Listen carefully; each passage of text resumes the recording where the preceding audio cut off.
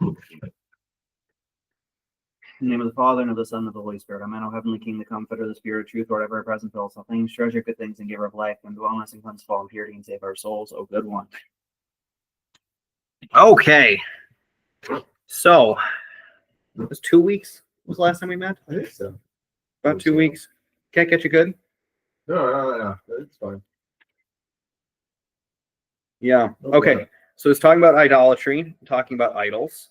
And effectively, one of the main points in chapter 8 was that we don't use our freedom in Christ as a pretense to just live in sin, right? Freedom does not mean doing whatever we want, right? Because ultimately what that will lead us to is enslavement to our baser passions. So that's something that we should avoid. So just because, and also it'll cause others to stumble, right? That's one of the things he talked about was because food offered to idols, we know that the idols are dead, but some people in the church are still young in the faith, still recognize that they are gods, and would be severely wounded in their conscience if this happened. For their sakes, we don't do these things, right? So it's not only for ourselves, it's not only just to avoid falling into carnal passion for ourselves, but it's also to prevent our brothers and sisters from falling. Do you have a Bible, Padre? Okay, very good. Excellent. All right, so who wants to start us off? Misha? All right, let's do 9:1-6. Am I not an apostle? Am I not free? Have I not seen Jesus Christ the Lord? Are not ye my work in the Lord? If I be not an apostle unto others, yet doubtless I am to you. For the seal of my apostleship are ye in the Lord. Mine answer to them that do examine me is this: have we not power to eat and to drink? Have we not power to lead about a sister, a wife, as well as other apostles, and as brethren of the Lord, and Cephas? Or I only and Barnabas have not we power to forbear working? Any thoughts on that? Any words in the Greek that strike out? No. Okay. Excellent. Yeah. So I mean, once again, he's establishing his authority as an apostle, right? And why he has the authority to say these things, why he's establishing these practices for the people. It's because he is free in baptism. He has seen Jesus Christ, and the Lord has established his apostleship, right? So he's an apostle not only to others, but unto all who he gives the faith to, right? And this is how the apostles operated. And this is how we operate today. He says it later on, or maybe it was earlier. I think it may have been chapter 3. He says, you've had 1,000 fathers in the faith, or you've had 1,000 teachers in the faith, but only one father, which is St. Paul, right? So it's through the apostleship that they receive the faith. Just like today, it's through the bishops that we receive our faith. We receive the saving work of Christ in the sacraments and the rest, right? So he's establishing once again that authority because it was being questioned because of the pride of the Corinthians. Andrew, you want to translate on the fly? Oh, okay, sure. Do 7-14. So, whoever marches by his own wages, who plants the vine and does not eat the fruit of it, or who shepherds sheep and does not eat of the milk of the sheep. I speak these things not according to a man. Do I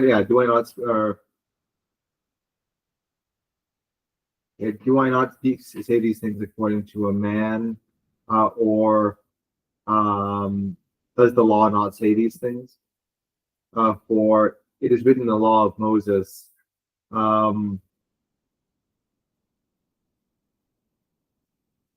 Okay, I need to end this. Pursuing the law of Moses, thou shalt not muzzle the mouth of the ox that treadeth out the corn. Doth God not take care for the oxen? Or saith he it altogether for our sakes? For our sakes, no doubt, this is written, that he that ploweth should plow in hope, and that he that toucheth in hope should be partaker of his hope. If we have sown unto you spiritual things, is it a great thing if we shall reap your carnal things?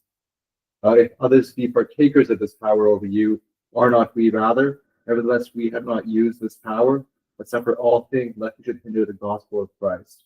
Do we not know that they which minister by holy things live of the things of the temple, and they which wait at the altar are partakers with the altar? Where should I stop? At 14, next verse. Even so hath the Lord ordained that they which preach the gospel should live of the gospel. So here is a very important spiritual truth that is very difficult in America. What do you think he's saying here?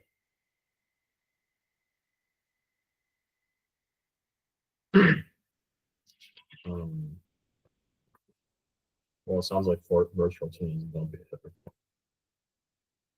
In a sense. Sort of. Hmm. So effectively, he's Father. Do you have any comment on this? No comments. No comments. That's just because you took about poverty. You don't need these things. Anyways, so effectively, he's making an argument here for tithing. Yeah. And what that tithe is used for, right? He's using the argument of what is the main work of an apostle, or in our day of bishops and priests. What is the main work? To minister the gifts, to preach the gospel, right? To serve around the altar of the Lord, right? And as such, we are sowing spiritual works, and this is what he's saying here. Where does he say it? If we have sown unto you spiritual things, is it a great thing if we shall reap your carnal things? So what he's saying is our work is not one that necessarily brings back money. It's something that we can live off of without your assistance, right? And you'll see as he goes on in this, he does say, but he uses none of these things, right? Because he was a tent maker. Wherever he went, he worked. But he's laying down the argument for the church in Corinth that they need to support their clergy, right? Their clergy are laboring for their sakes. They are laboring to minister unto them, both through the teaching of the word, but also through the administration of the sacraments. And that's not just, it's not just a Sunday thing. It's throughout the week. The priests do a lot. The bishops do a lot for the people. Having a secular job or having to take care of the carnal things of the body is incredibly difficult. Now, in our context, it's very hard for parishes to be able to support full-time clergy. That's usually not something that a priest is able to do once, if not twice, right? But it's something that we should strive for our priests. It's good to be able to support them, because if a priest doesn't have to do a day job, they can focus all of their energy on the community, on the needs of the community. They can do all those things for the people. And that's really the best way to go about it, is if the clergy are able to just, without worldly care, take care of the needs of the faithful, which is what St. Paul is saying here, right? Says, do you not know that they which minister about holy things live of the things of the temple? Who is that? Who's he talking about there? Who ministers around the table? The priests. The priests. So the priests should gain a living for doing this thing. They should be provided for so that they continue to minister. And then he says after that, even so hath the Lord ordained that they which preach the gospel should live of the gospel. Who are the ones who are called to preach the gospel? The bishops, right? So it's those who minister and those who preach are the ones that the church should be taking care of, right? And I don't think it's an accident that necessarily that he's left out deacons. It's very common for deacons to have a day job, right? Unless it's like a proto-deacon or something like that. If it's a proto-deacon, in most cases, well, in some cases they'll be full-time. What's the fundamental difference between a proto-deacon and the? Usually the proto-deacon is the first deacon in the diocese. So it's usually one person. It's all, bishop. Yeah, the one who serves with the bishop, who travels with the bishop. So in our case, that's Father Alexander Kitchikov, right? Okay, yeah. So he's the proto-deacon, but he does have a secular job, just because we're not in a position as a diocese where we can give him a full-time salary. But still, I don't think it's a mistake that St. Paul is speaking directly about priests and bishops and not necessarily including deacons. Because the role of the deacon, he's like the minister to the ministers. He assists the priests in their ministry and alleviates the bishop of the need to serve the altar like the priest serve the altar. Right? He preaches the gospel. So they're able to do that. But in that sense, it's very rare for deacons to have a full-time salary. That's just not something that usually happens. But those who are priests and who are bishops, they really should. The church should really struggle to maintain their needs so that they can minister those things uninhibited. So, Lord willing, that'll happen in our parish. All the clergy all the priests of the parish will be full-time at some point, eventually, maybe. possibly, potentially, but they may not. So we'll see. Any thoughts on that, Father? Well, and that's why he mentions the law of Moses, because they did in the Old Testament as well. But in the Old Testament, they would give the sacrifice, so they would offer the grain or the sheep, and they would eat part of the certain offerings. Right. So instead of that now, well, even then or even now, where people used to bring oil and prospera or candles to church, they were doing that to churches. That was the need. Now, because of our society, the way things are in the economy, usually people just tithe. Right. Or they'll give amount of money, even more than that sometimes. But they'll give money to a church instead of bringing. If I'm gonna bring food for the priest and then to bring home, it's easier to just give them money than they can provide that way. Right. And that's also a part of the Levitical law, is that each of the tribes, there's not only the 10th that goes to the temple, but there was a 12th portion that would be set aside by each of the 12 tribes of Israel. I believe it was an 11th. Anyways, they each set aside enough of a portion to where the Levitical tribe would be provided for entirely, so that the Levites could serve the altar without having to work. So all of the other 11 tribes of Israel would provide for the needs of the 12th, so that they could act as priests on their behalf. Right. So that's caked into the law. It's something that's there to show the importance of the priestly ministry. Right. If a priest is burdened, and I say this from experience, and Father Gregory can also say this from experience, if a priest is burdened by worldly cares, it's incredibly difficult to square that circle when it comes to needs of the parish. Like if somebody dies, if there are hospital visits, there are people who are sick, doing those things during the week is immensely difficult. It's still difficult when you're a full-time priest, but you're much better able to meet the needs of the faithful. If there was an emergency, it's as a priest who has a secular job, it would be difficult. It would be difficult. So it's a good goal to try and acquire and struggle for. Well, especially with another problem. Trying to do all these things. Right. Trying to do all the things. That's like something my dad always asks, is like, when do you sleep? And I say, what is that? I don't know what that is. I guess like visiting the hospital for those, so they can be ministered onto in the hospital. Right. When they can't go to church. So I think that's important. Right. Well, and another thing about that is, like with most hospitals, visiting hours are during the day. And if you're bringing communion to people who are sick in the hospital and they're not able to commune, you need to be able to consume it. So it's something you do during the day, in the morning usually, so you can prepare for communion. So there are problems with all of that, with like, because I've had to deal with, when Father Gregory was gone, I've had to deal with dying people in the hospital, and they weren't able to consume the gifts all the way. They weren't able to consume everything. So I had to put it in the altar and then wait until the following weekend to consume it, which is a good way for the priest to really strengthen his faith, because then you have to consume something that's been sitting there for days. But it's the body and blood, and it's a good opportunity, especially for a young priest, to really, I believe this thing, and so I'm going to do what I believe. I'm going to consume it. But that said, it's a much better situation for everyone involved to be able to, I need to bring communion to somebody during the week. If it's planned, I can do it in the morning. I can prepare for communion myself if they're not able to consume it all, and I can commune the rest, or I can consume the rest. Things like that just make it easier. You say they're not able to consume all of it, it's just like physically because they're so sick. Yeah, I mean, like the one of the times I've had to do that, it was for a dying woman, and she died a few days later. But she basically was not conscious. Yeah. Until we got her to, she recognized that I was there. She crossed herself, she confessed, and then just kind of held her mouth open.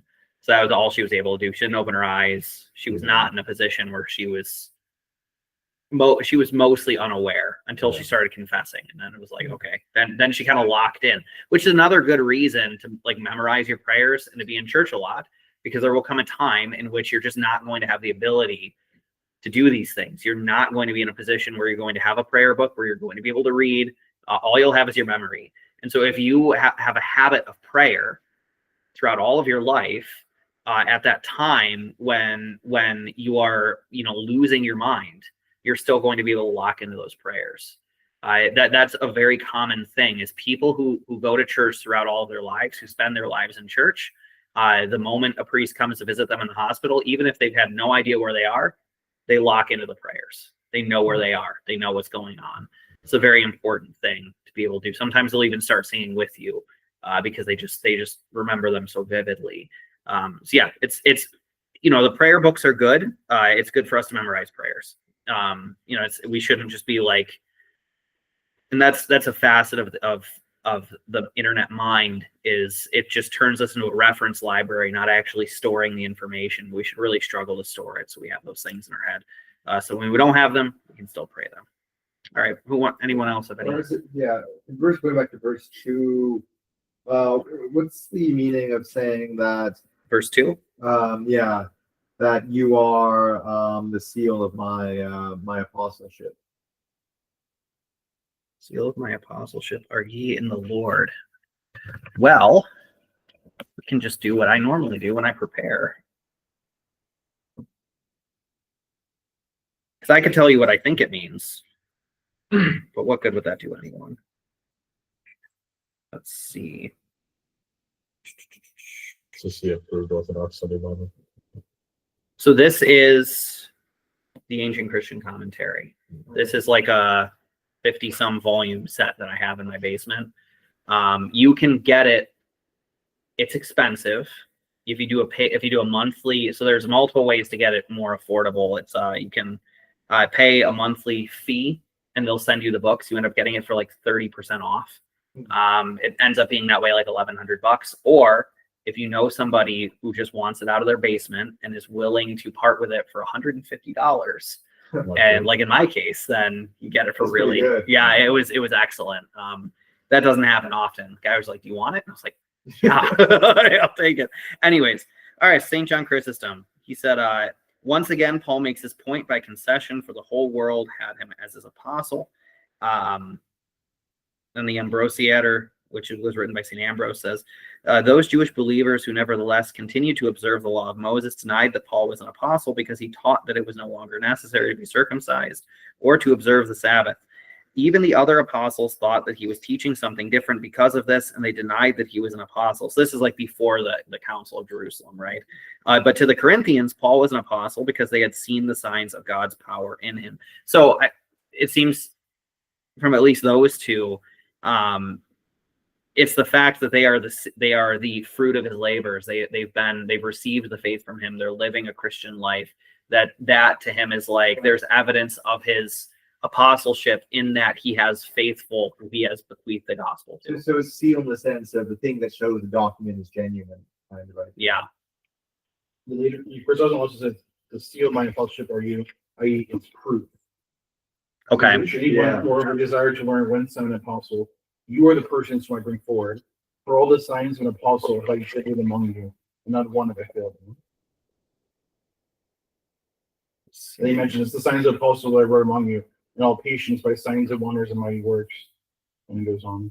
Theodore of Cyrus says, after all, you were the seal of my apostleship in the Lord. And then he continues in paraphrase, I have your transformation as proof of my apostolic endeavors, calling the proof and the confirmation seal. Likewise, the divinely inspired John also said, whoever accepted his testimony set a seal on it. That is, confirmed it that God is true. So, yeah. And that's also evident. That's what the Lord said when he talked about teachers. You'll know them by their fruit, right? So a good tree bears good fruit, a bad tree bears bad fruit. So one of the ways, and this is something we've seen in Wisdom of Sirach as well, when looking at the children of a father, but they're ultimately talking about a spiritual father, right? If they show the signs of repentance, if they show the signs of following after God, then that's evidence of the validity of the teacher. But if they aren't following those things, right? If they're rebellious, if they're not obeying the evangelical virtues, if they're not doing these things, then that's a condemnation of that apostle or that priest's ministry. So that's ultimately what he's doing here is he's reminding them that effectively they are verifying that. Father, do you want to read 15 through 18?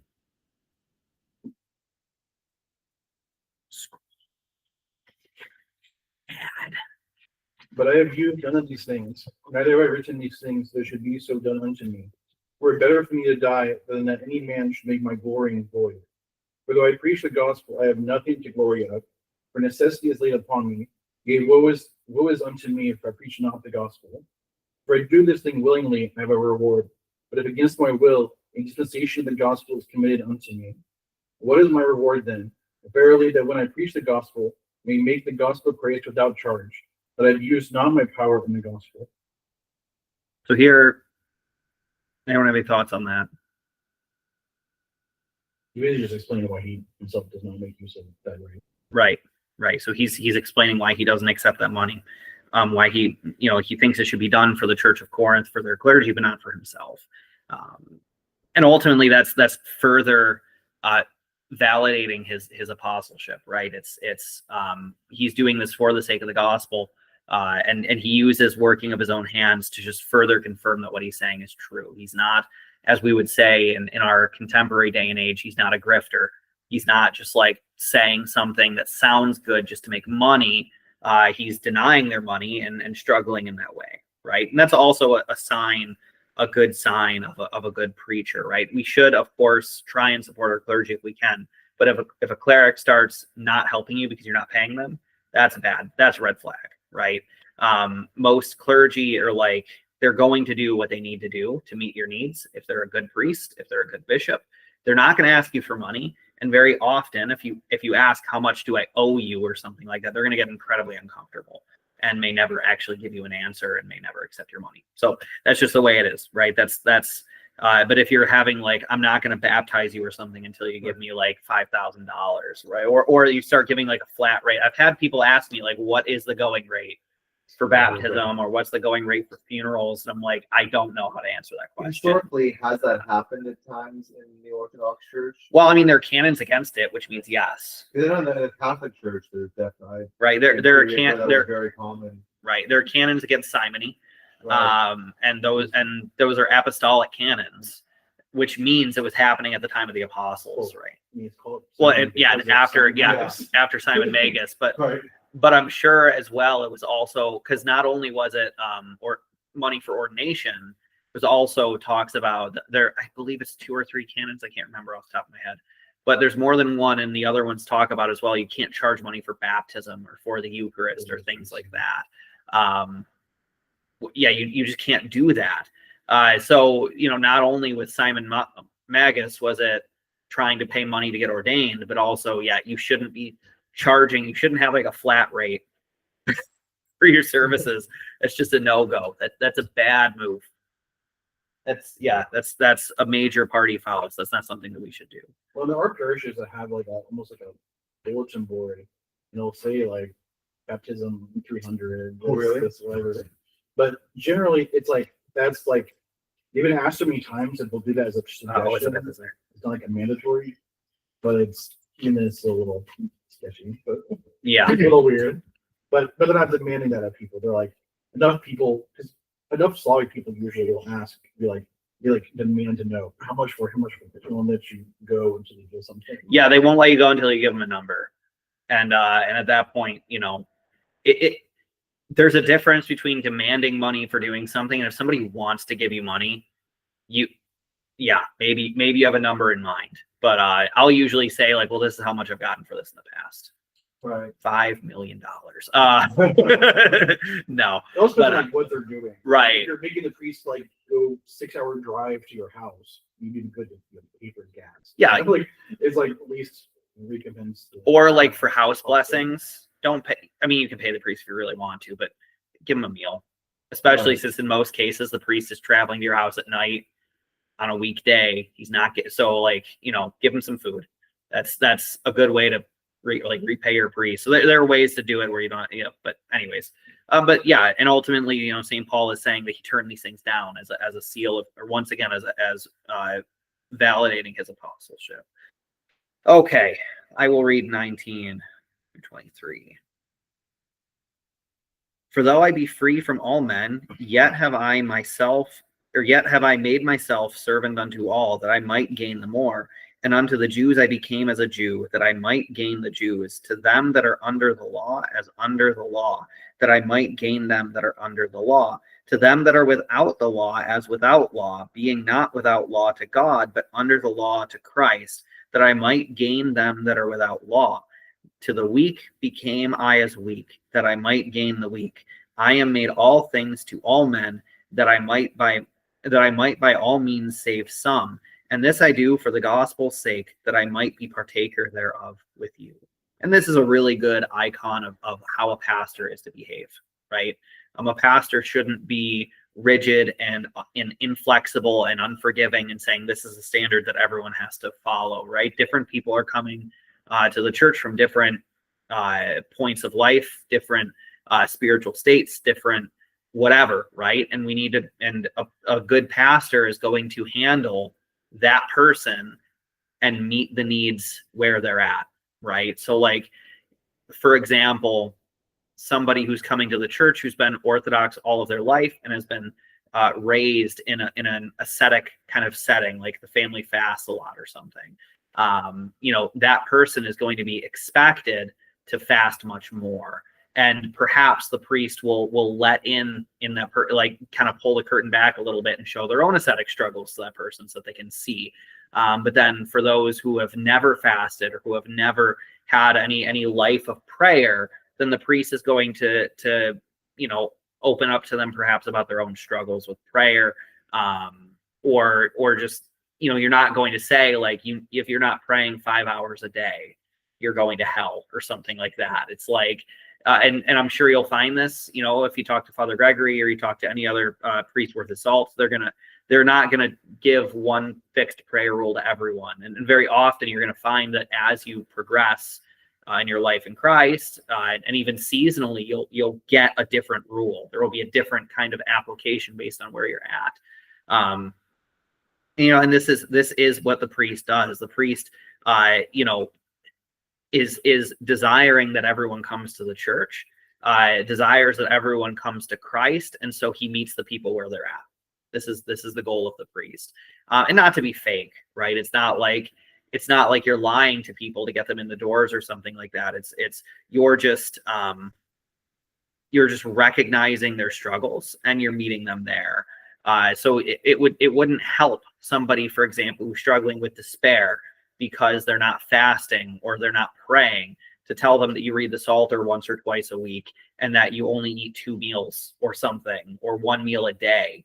Like, that's not going to help them at all. So you help guide them to that better place. And instead of, saying perhaps where you're currently at ascetically or spiritually, you say, I too struggled with these things. This is what happened to me or something like that. Right. So you need to be honest, and be real with people, but also recognize that certain things are good for certain people and certain things are not good for certain people. It's like with St. Silouan the Athonite, right? When he received the word from Christ, keep your mind in hell and despair not.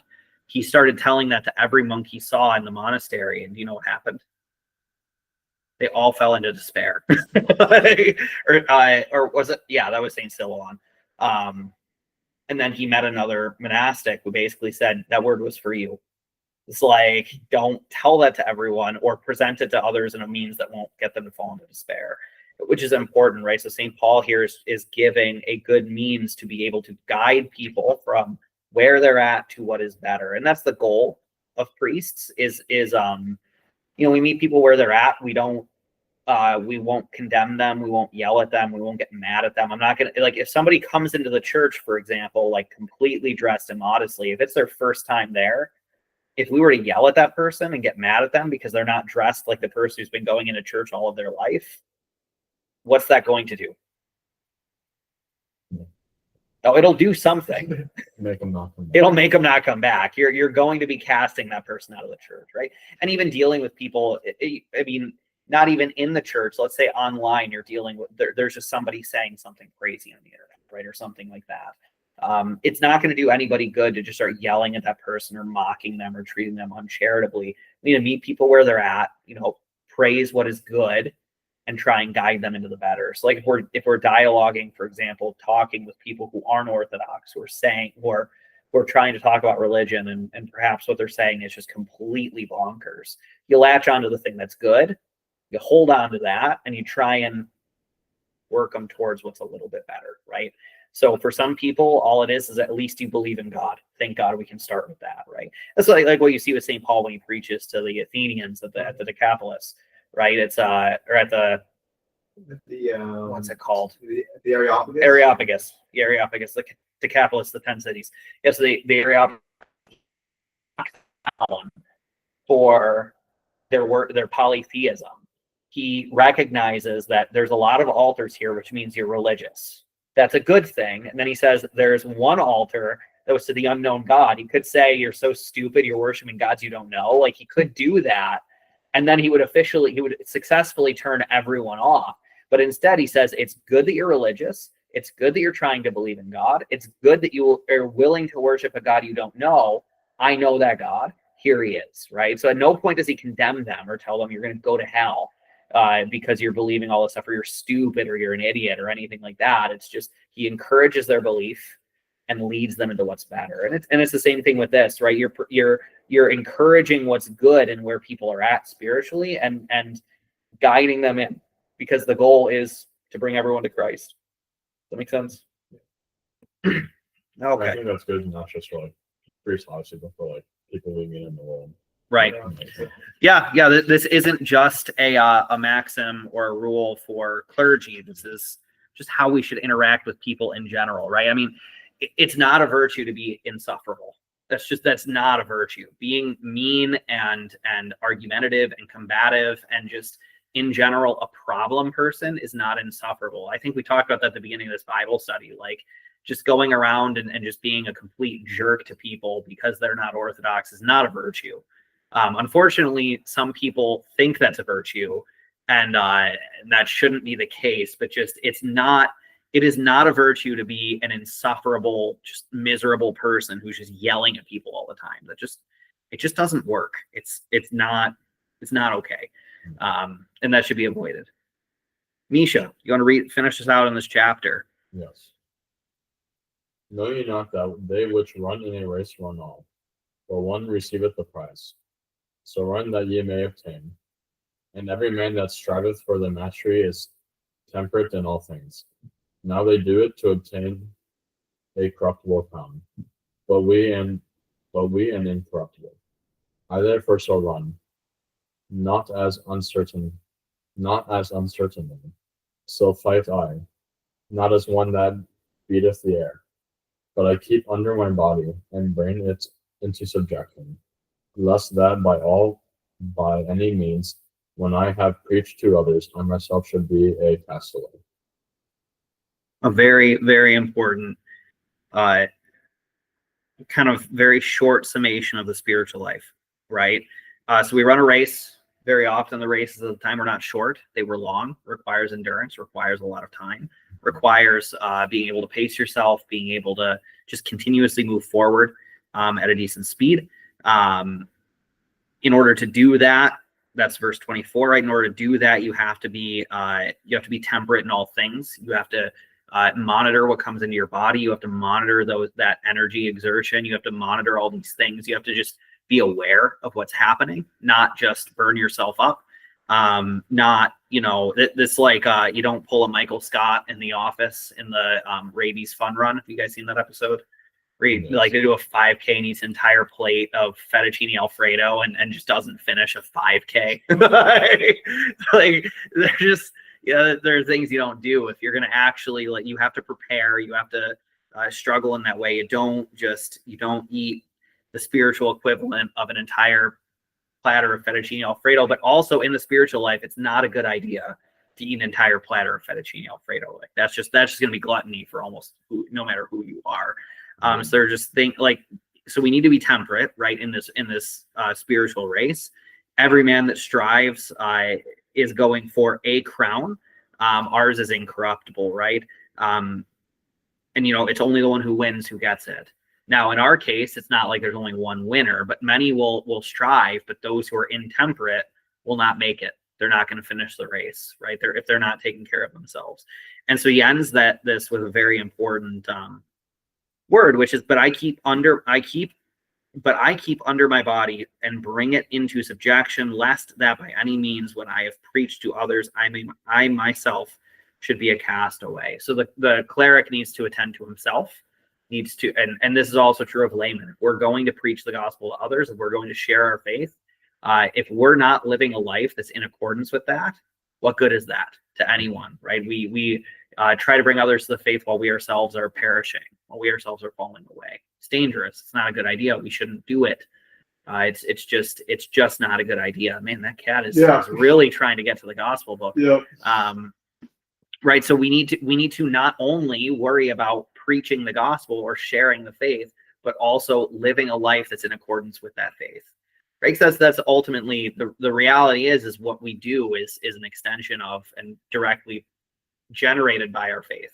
Everything that we do. That's why he said earlier, whether you eat or you drink, do it all for the glory of God. Right. It's even the basest things we do come out of our faith, come out of what we believe. So, if we're preaching, but we aren't backing that up with our actions, what are we? There's a word for it. Christ said it a lot, huh? Hypocrites. We would be hypocrites, right? Which is one of the worst. That's one of the things that someone can be. At least when you look at the teaching of Christ regarding the Pharisees, that's the worst condemnation that he has for them. It's the thing that he talks about the most. Scribes and Pharisees, hypocrites. And it's a very bad thing. If we don't practice what we preach, then we're just leading others astray, and then we end up falling into giving people things that are too heavy for them to bear because we ourselves don't bear it. Right? That's something that's very important. We shouldn't be telling other people to do something that we ourselves either haven't done or are not willing to do. So like in the spiritual life, we shouldn't tell someone, for example, that they should read the Psalter weekly if we ourselves haven't tried to do it. Or that they need to pray for like 3 hours in the morning if we ourselves haven't done it, or things like that. It's okay to say something is good even if we're not doing it ourselves, right? Yeah, it's good it's good to be able to recognize that things are good and things are bad, and that's not judging, right? This is not what the Lord means by saying judge not. It's there, you can acknowledge that things are bad. What that means is like don't condemn, things like that. But yeah, being able to recognize like, okay, it is good to pray for a long period of time, to be able to do these things, to live in this mode. But for most of us, currently it's 25% of the people in this room are monastics. So they're able to pray. They will pray a lot more than the rest of us are, which is fine. It's okay. Being able to recognize your own position and your own limitation is an important thing. And so, yeah, being able to recognize, for example, degrees of the spiritual life that you yourself aren't able to attain, that's good, but are you still striving to live the spiritual life, right? That's, I think, what's more important. And if you look at kind of like the athletic thing, if we want to follow on that analogy that St. Paul's giving, it's like it would be like talking about how good it is to run a marathon, but you've only ever gotten to the point where you can run a half marathon, right? So you still at least you can touch on that experience to some degree, but not entirely. So there's something valuable in that. Yeah. Any thoughts, Padre?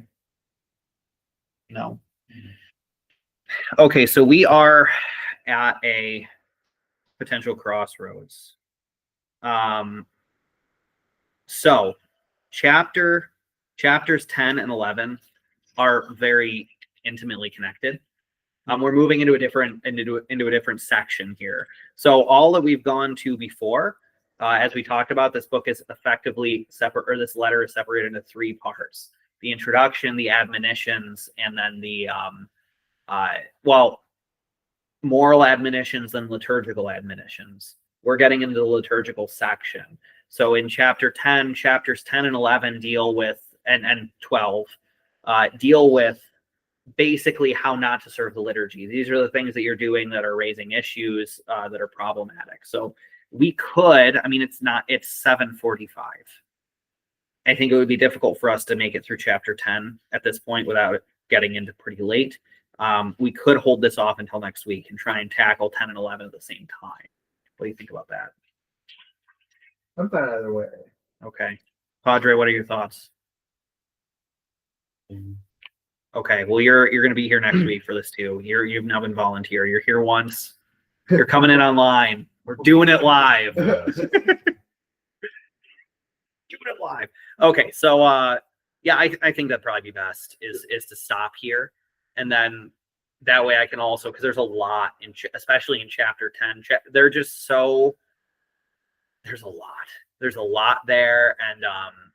And if we don't take the time to really, and especially with Velika dying and just the things that have happened in the parish, it's been difficult for me to attend to preparing for that. So I think it would be best if we, just hold off to next week. Any other thoughts on what we read today, or what we've read in the past few weeks, or other thoughts in general?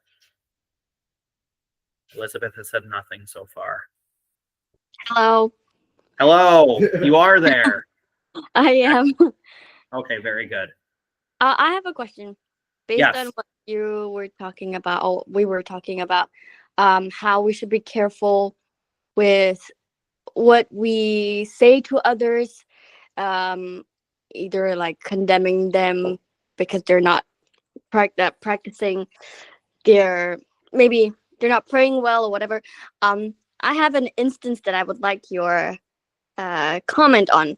Like, what do you think about maybe, let's say, choir conductors who get so mad at the choir members for singing terribly, or not too terribly, but for them it's bad, and maybe sometimes the choir conductor would kick them out of the choir because they're not really following them or something.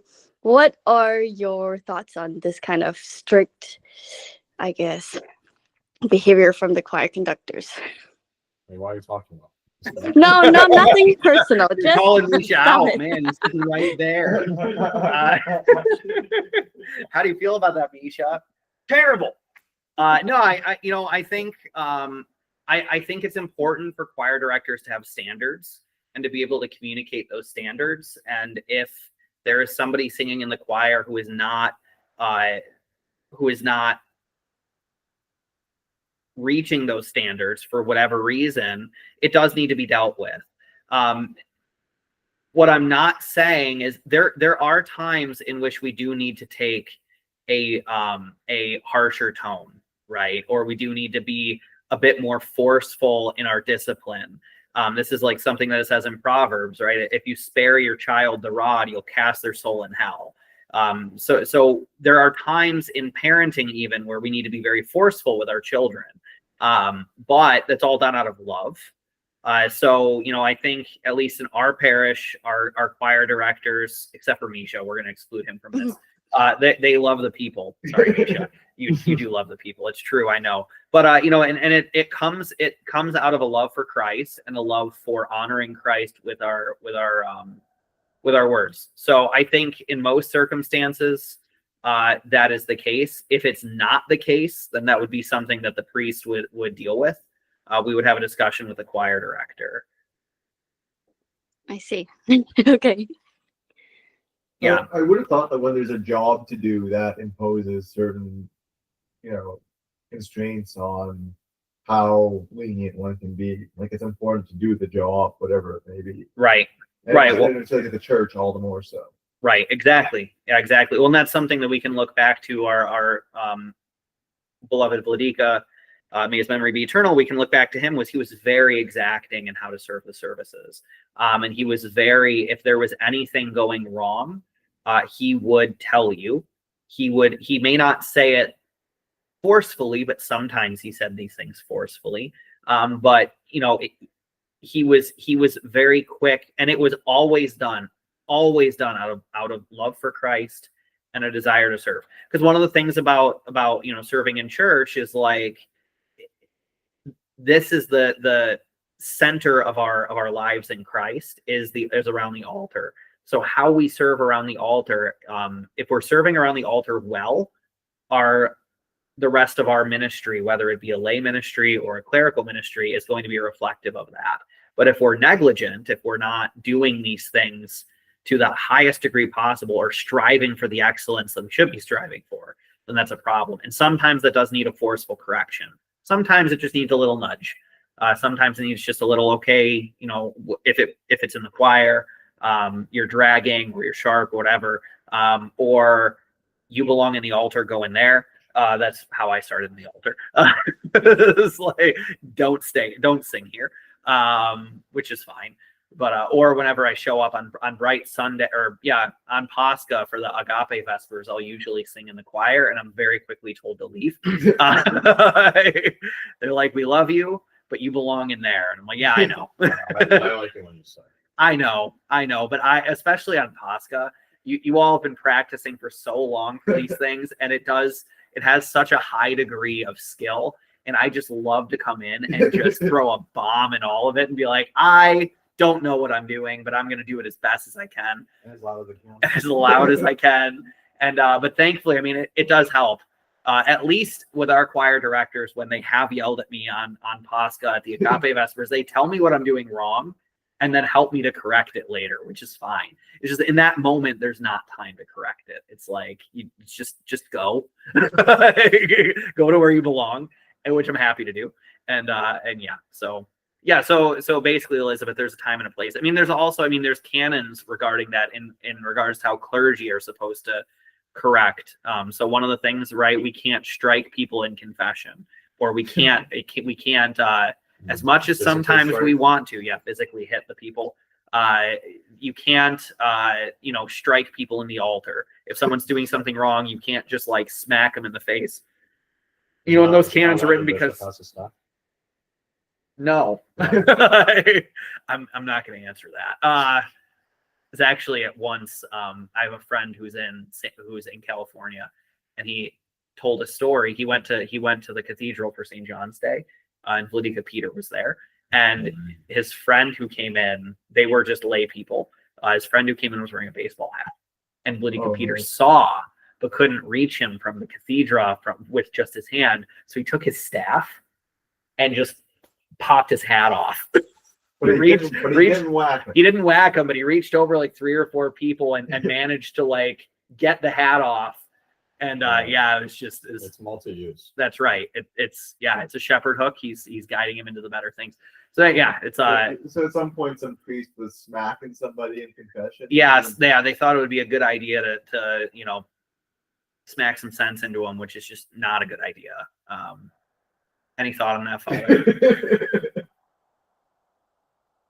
I don't know how you do it at the monastery. So I'm sure there's some situation where that would work. It's just not a good general practice. right. Well, and and the canons deal with like the rule, right? But in the church, that's not a hard fast law. I mean, Saint Nicholas struck Arius, for example, and that was out of love, and it was revealed to be true. And Saint Nicholas knew that Arius loved his own voice. And the more people spoke to him, the more he got a chance to hear himself talk.